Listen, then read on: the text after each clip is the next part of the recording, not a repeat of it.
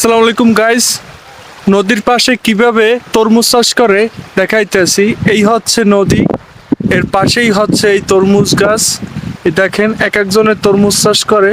ওই এক ভাই, সে বাসা বানাইতেছে, তার সাথে টয়লেট দিছে, এইখানে তরমুজ পরি দেবে। এই জন্য এই কত বড় বড় এক একটা মাঠ, এই মাঠে আপনার তরমুজ চাষ করে।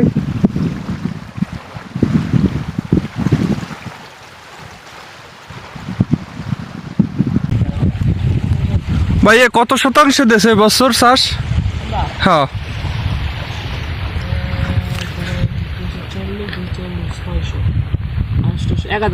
1000 শতাংশ। 1000 শতাংশে হইলে আমাদের দিকে হইলে কত, 500 করা? হ্যাঁ, এক কানি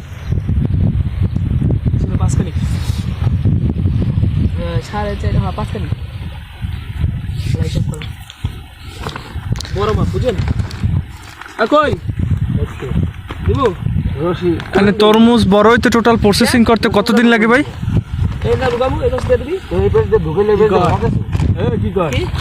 তরমুজ বড় হইতে প্রসেসিং করতে কতদিন লাগে? 4 মাস।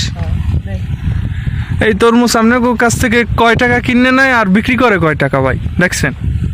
এটা হলো ওইটার হিসাব ভাই কম না, 120 টাকা পিস বেচছে, আবার 300 টাকা পিস। আবার দেখা গেছে আপনার হ্যাঁ 50 টাকা পিসও আছে, 500 টাকা পিসও চাই। মানে এটা দাম ওঠানামা, এটা কেজিতে এসে তো আপনার একটা সিন্ডিকেট শুরু করে। হ্যাঁ হ্যাঁ, রমজান আইলি তো এই সিন্ডিকেট করে যে এই তরমুজটার দাম বাড়াই হেলায়। কৃষকরা তো ওই দাম পায় না, বুঝলেন না, এই জন্য জিজ্ঞাসা করছি। হ্যাঁ সব বলো ভাই, বেচা কেনার উপর সব কিছু, বুঝলেন? যেমন মালের যদি হার বেশি থাকে, তরমুজ চাষি বেশি হয়ে গেল গা, তোমার মালের দাম কম থাকে, ঠেলা দাও, দাওই তো নেই, ঠেলা দেবো যে কোনো জিনিসের কৃষকের মূল্য পায় না। তাহলে তো উত্তরবঙ্গের কৃষকেরা বড় লোক থাকতে।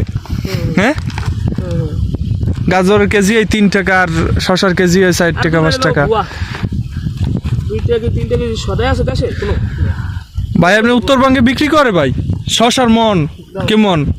500-600 টাকা মন।